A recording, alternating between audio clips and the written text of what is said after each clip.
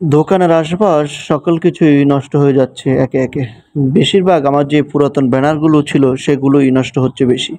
সে কারণে আর দেরি না করে ২ ভাই মিলে দোকানের আশপাশ যেই নষ্ট ব্যানারগুলো আছে সেগুলো কেটে, কেটে ফেলে দেওয়ার জন্য কাজ চালাচ্ছি। আপনারা দেখুন আমি কিন্তু আমাদের যে টোড়া বলে সেই টোড়ার মধ্যে কাঁচিটা সুন্দর করে বেঁধে কিন্তু আমি আস্তে, আস্তে সুন্দরভাবে কাটতেছি।